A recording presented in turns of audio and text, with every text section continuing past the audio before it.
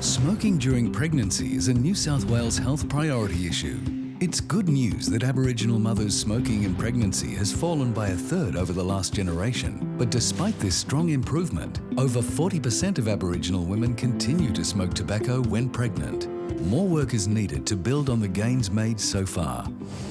New South Wales Health funded the Quit for New Life initiative with the aim of embedding best practice smoking cessation in clinical services visited by women having an Aboriginal baby in a culturally responsive way. Quit for New Life is still going strong since the funding period ended in mid-2018. Recent follow-up with staff provides 3 promising case studies of Quit for New Life service models from local health districts.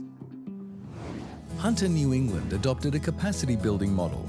This meant that Quit for New Life was integrated into routine care provided by all maternity clinicians through training and system support, so no new positions were required.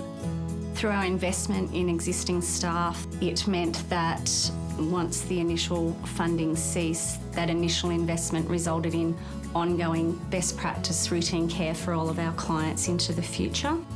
The swap to stop approach proved to be a strength of the program in Hunter, New England. When clinically suitable, it provided women with small, realistic goals of reducing the number of cigarettes over time with nicotine replacement therapy. They could take 1 or 2 cigarettes a day away and replace it with nicotine. Many would come back and go, guess what, I just forgot to have a cigarette.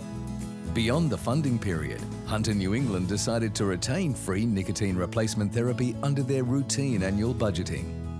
Nicotine replacement therapy has remained available for all clients attending those services and will continue to.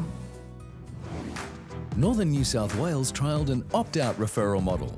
This took the form of a specialist cessation clinic offering face-to-face and phone support. All eligible women were referred unless they chose not to be. An identified Aboriginal midwife position supported culturally appropriate care for Aboriginal mothers.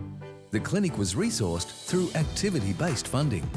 When a clinician sees a patient and counsels them for nicotine dependence and then makes a note in the medical record, then that episode attracts activity-based funding. Activity-based funding will fund the program to nurses across our local health district to continue the program in the future.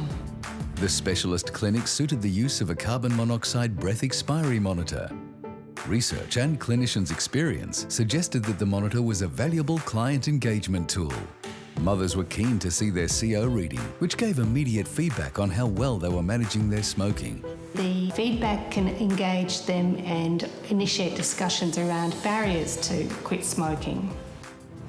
After having limited progress with the capacity building approach, southwestern Sydney moved to a referral model. In this model, referrals were directed to an Aboriginal smoking cessation advisor. It was so popular that people were asking or calling directly for the smoking cessation advisor. The smoking cessation advisor offered home visits as part of the program. This feature proved popular with clients, providing a more relaxed atmosphere where support was given not only to the mother, but to household members as well. I was able to connect with the women that was more personal, and because it wasn't in a clinic setting, I believe that they were able to open up a little bit more and I could get that information and we could create those individual quit plans.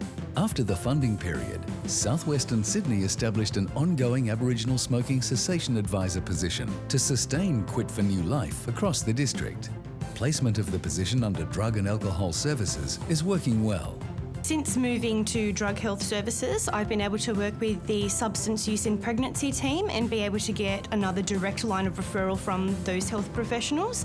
I believe that the integration into drug health has been very positive for Quit for New Life.